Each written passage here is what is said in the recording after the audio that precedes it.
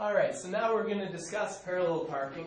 With parallel parking, basically what happens is there's parallel parking that you do on the road, on the streets, every day in real life, and there's parallel parking that we do on the road test. Obviously, both are very similar to one another.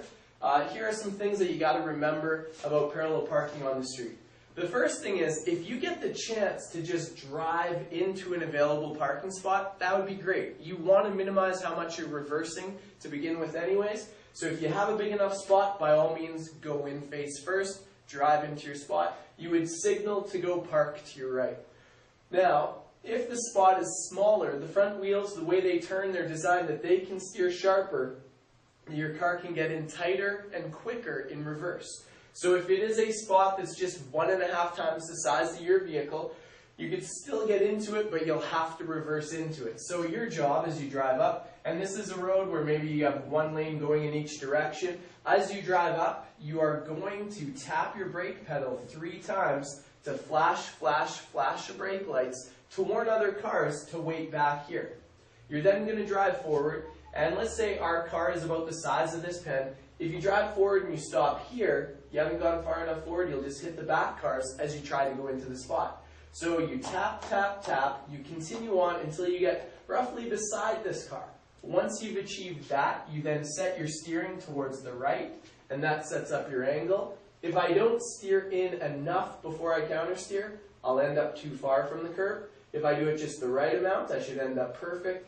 If I overdo it, if I keep my wheel cranked to the right for too long, now when I steer to the left, I'll hit the curb. But even if I hit the curb, it's not the end of the world. I can go forward and right, back and left, and that's still a good parking job. Just remember, tap, tap, tap your brakes 3 times on the way up. You can signal towards the right. You'll go forward till you meet that car, and you find your way backing in. Again, the spot has to be 1.5 times for you to even be able to back into the spot. On the road test, no matter what size of car you bring, you're going to be doing parallel parking in a 25-foot long spot.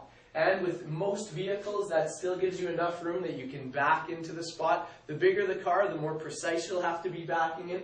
But in most cars, you should be able to do it regardless. Now, on a road test, there's certain rules that they're going to read out to you before you begin. Maybe you pull over to a curb or something along those lines before you start the parallel parking, and they'll give you the instructions. And the instructions go, you get 3 shifts per attempt. So remember when we back in and we touch the curb? On a road test, if you touch a curb, you only have 2 more shifts to fix it, which should be enough anyways. You get 3 tries. So let's say you're the person who countersteers too early and you're too far from the curb, then you're in a position where you get to signal and check, pull out, try again. So you get 3 attempts or 5 minutes. That's tons of time, so don't ever rush it. The other rules are you cannot touch a pole, so be very careful. They represent cars, and so obviously you can't touch the poles. You cannot climb a curb.